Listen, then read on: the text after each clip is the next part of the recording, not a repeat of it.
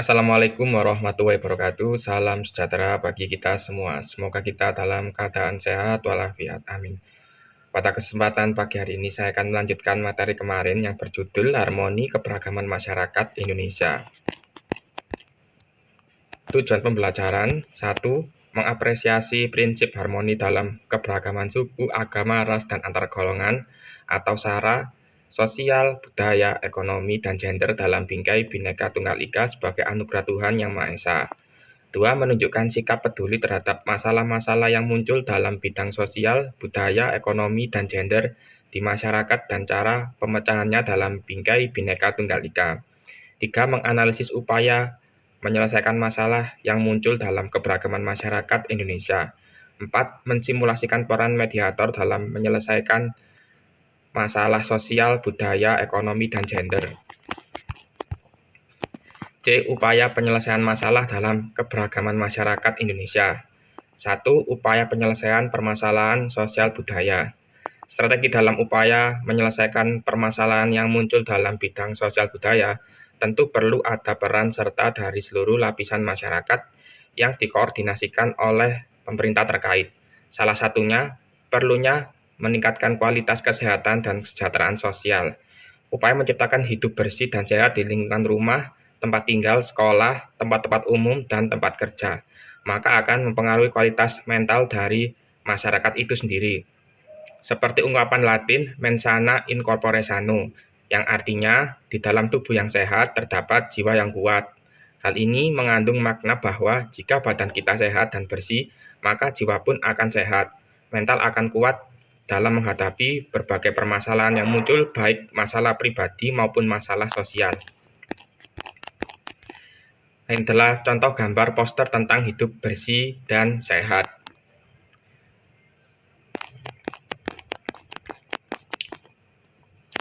Upaya meningkatkan kesejahteraan sosial dapat dilakukan dengan membangun ketahanan sosial yang mampu memberi bantuan, penyelamatan, dan pemberdayaan terhadap penyandang masalah kesejahteraan sosial dan korban bencana, serta mencegah timbulnya gizi buruk dan turunnya kualitas generasi muda.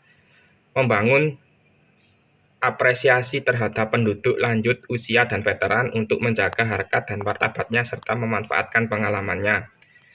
Terpeliharanya kerukunan hidup bermasyarakat dan membangun peradaban bangsa dapat dilakukan dengan mengembangkan dan membina kebudayaan nasional bangsa Indonesia. Hal ini bersumber dari warisan budaya leluhur bangsa, budaya nasional yang mengandung nilai-nilai universal. Pengembangan sikap kritis terhadap nilai-nilai budaya dalam rangka memilah-milah nilai budaya yang kondusif dan serasi untuk menghadapi tantangan pembangunan bangsa di masa depan. Kebebasan berkreasi dalam berkesenian untuk mencapai sasaran sebagai pemberi inspirasi bagi kepekaan terasa terhadap totalitas kehidupan dengan tetap mengacu pada etika, moral, estetika, dan agama, serta memberikan perlindungan dan penghargaan terhadap hak cipta dan royalti bagi pelaku seni dan budaya. Media komunikasi dan informasi serta media massa kreatif, inovatif, dan edukatif yang membuat keberagaman jenis kesenian dapat digunakan untuk meningkatkan moralitas agama serta kecerdasan bangsa, pembentukan opini publik yang positif, dan meningkatkan nilai tambah secara ekonomi. Mengembangkan iklim yang kondusif bagi generasi muda dalam mengaktualisasikan segenap potensi, bakat, dan minat dapat dilakukan dengan memberikan kesempatan dan kebebasan mengorganisasikan dirinya secara bebas dan merdeka sebagai wahana pendewasaan untuk menjadi pemimpin bangsa yang beriman dan bertakwa, berakhlak mulia, patriotis, demokratis, mandiri, dan tanggap terhadap aspirasi rakyat. Bagi generasi muda perlu dikembangkan minat dan semangat kewirausahaan yang berdaya saing, unggul, dan mandiri.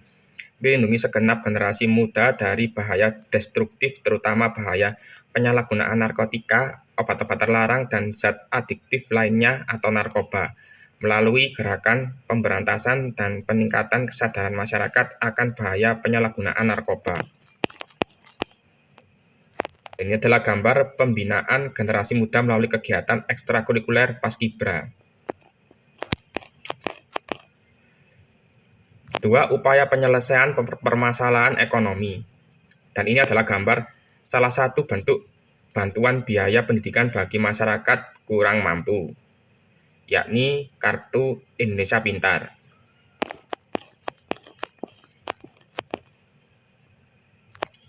Upaya dalam menyelesaikan masalah ekonomi diantaranya perlu dikembangkan persaingan yang sehat dan adil serta menghindarkan terjadinya struktur pasar monopolistik dan berbagai struktur pasar yang merugikan masyarakat.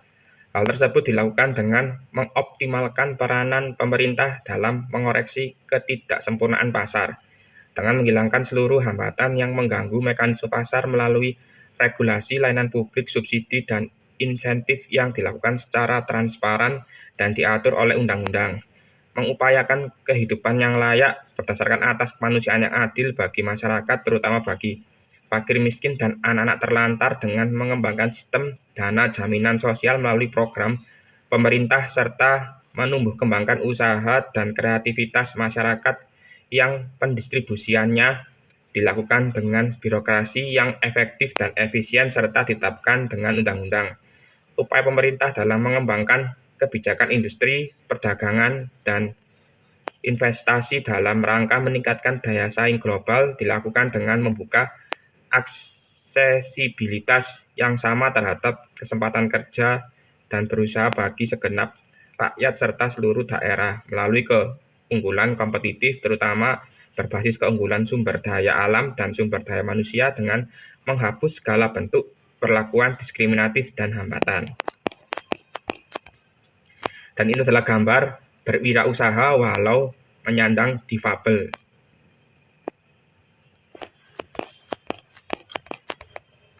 Pemberdayaan pengusaha kecil, menengah, dan koperasi dilakukan dengan tujuan agar lebih efisien, produktif, dan berdaya saing dengan menciptakan iklim berusaha yang kondusif dan peluang usaha yang seluas-luasnya. Bantuan fasilitas dari negara diberikan secara selektif, terutama dalam bentuk perlindungan dari persaingan yang tidak sehat, pendidikan dan pelatihan, informasi bisnis dan teknologi, permodalan, serta lokasi berusaha. 3. Upaya penyelesaian permasalahan gender. Kesenjangan gender di berbagai bidang pembangunan dapat dilihat dari masih rendahnya peluang yang dimiliki perempuan untuk bekerja dan berusaha, serta rendahnya akses perempuan terhadap sumber daya ekonomi, teknologi, informasi, pasar, kredit, dan modal kerja.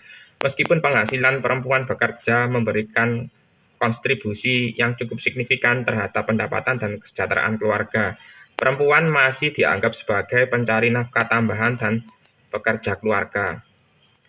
Kebijakan pembangunan yang akan dilakukan dalam 5 tahun ke depan diarahkan untuk meningkatkan keterlibatan perempuan dalam proses politik dan jabatan publik, meningkatkan taraf pendidikan dan layanan kesehatan, serta bidang pembangunan lainnya untuk mempertinggi kualitas hidup perempuan, menyempurnakan perangkat hukum untuk melindungi setiap individu dari berbagai tindak kekerasan, eksploitasi, dan diskriminasi.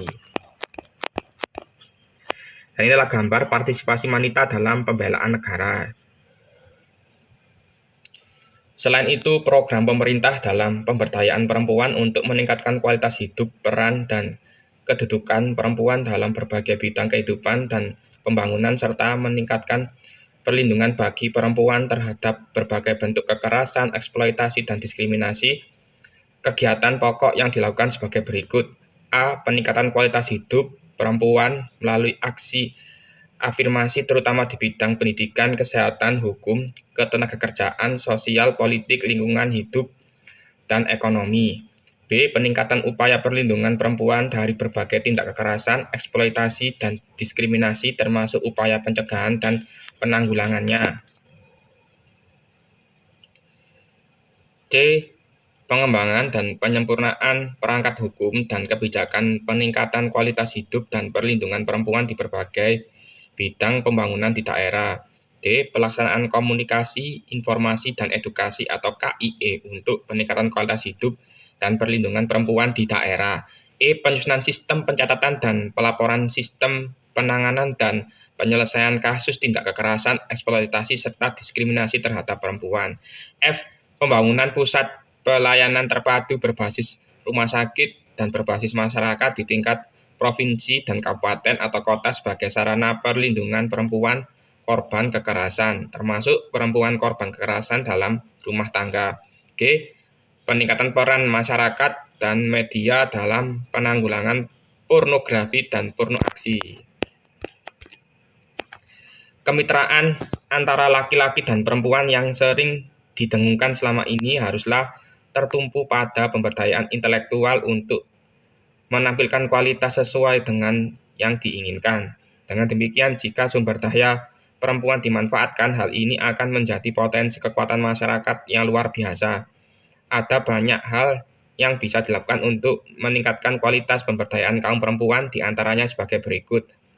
A. Melalui jalur pendidikan, baik formal maupun informal. B. Terciptanya kemitraan yang baik antara laki-laki dan perempuan baik di ranah publik maupun domestik dengan memiliki persepsi yang sama tentang dimensi perbedaan dan persamaan. C. Berupaya memberdayakan diri dengan cara meningkatkan rasa percaya diri. D. Memahami tujuan hidup dan dapat membuka diri untuk bermusyawarah. Pesatnya arus informasi saat ini mengharuskan perempuan memanfaatkan potensi dirinya melalui pengembangan karir di luar rumah. E. Pelaksanaan pelatihan atau pendidikan analisis gender agar dapat meningkatkan pengetahuan, pemahaman, dan kesadaran tentang gender, serta meningkatkan kemampuan dalam kebijakan program atau perencanaan pembangunan. F. Mengupayakan keterlibatan kaum perempuan dalam setiap proses dan pengambilan keputusan.